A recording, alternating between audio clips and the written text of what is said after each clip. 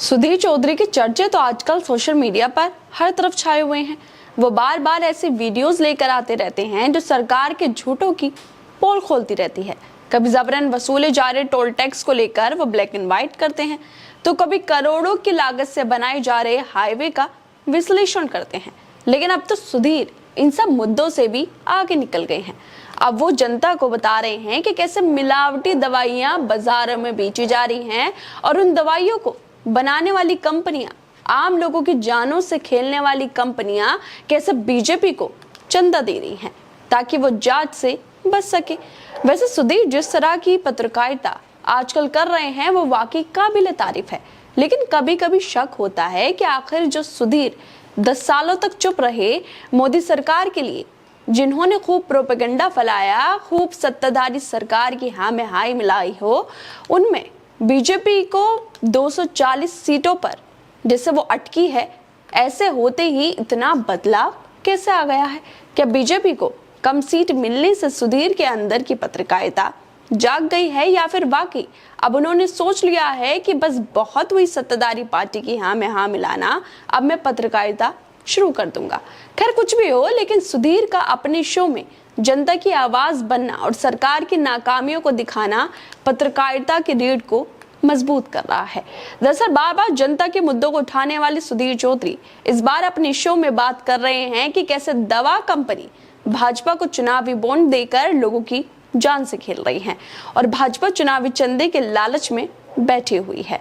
सुधीर की ये video social media पर भी वायरल हो रही है, जिसमें वो बता रहे हैं कि टोरेंट फार्मास्यूटिकल्स लिमिटेड कंपनी ने 77 करोड़ 50 लाख के चुनावी बॉन्ड्स खरीदे थे, जिसमें से 61 करोड़ रुपए के चुनावी बॉन्ड्स इस कंपनी ने बीजेपी को दिए हैं। 5 करोड़ के चुनावी बॉन्ड्स कांग्रेस पार्टी को दिए, जबकि 3 करोड़ समाजवादी पार्टी को और 1 करोड़ आम आदमी पार्टी को चुनावी बॉन्ड्स दिए। मतलब इस कंपनी की दवाइयों में मिलावट पाई गई थी, लेकिन इस कंपनी ने बीजेपी को 61 करोड़ रुपए का चंदा दिया है। आखिर क्यों इस कंपनी ने बीजेपी को इतना चंदा दिया है? क्या लोगों की जानों से खेलने के लिए ये चंदा दिया गया था ताकि बाजार में इनकी दवाइयां बिकती रहें और लोग पागल बनते रहें? सुधीर वीडियो में आगे बोलते हैं कि दूसरी फार्मा कंपनी का नाम है एल्केम साइंस और ये कंपनी पेंडी दवाई बनाती है। इस कंपनी ने भी बीजेपी को 15 करोड़ रुपए के चुनावी बॉन्ड्स दिए हैं। इस कंपनी की भी कुछ दवाइयों में मिलावट पाई गई थी, लेकिन ये भी बीजेपी को चंदा देती है। आखिर मिलावटी दवाई और बीजेपी का क्या कनेक्शन है? क्या बाजार में ऐसी मिलावटी दवाइयां बिकती रहें इसलिए कंपनियां बीजेपी को चंदा दे रही थी?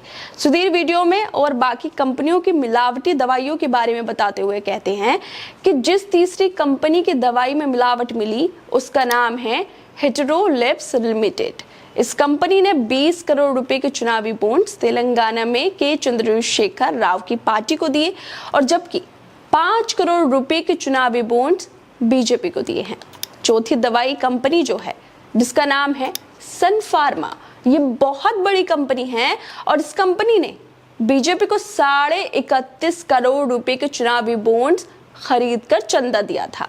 इससे आप समझ सकते हैं कि आज जिन दवाइयों की कंपनी में मिलावट मिली है, उन कंपनियों ने चुनावों में चुनावी बॉन्ड्स खरीद कर चंदा दिया है। सुधीर आगे कहते हैं कि आज एक बात समझ में नहीं आती कि दवाइयां बनाने वाली इतनी बड़ी बड़ी कंपनियों को, राजनीतिक पार्टियों को चंदा देने की क्या जरूरत है? ये जो दवाई बनाने वाली कंपनियां हैं, ये हमारे देश के इस लोकतांत्रिक प्रक्रिया में यानी चुनाव में हिस्सेदार क्यों बनना चाहती हैं? क्या ये हमारे देश के लोकतंत्र में भरोसा करती हैं? क्या ये समाज सेवा कर रही हैं? इनकी मंशा क्या हो सकती है? ये एक बहुत बड़ा सवाल है। वाकई सवाल तो बहुत बड़ा है कि आखिर क्यों ये दवाइयों की कंपनियां बीजेपी को चंदा दे रही हैं?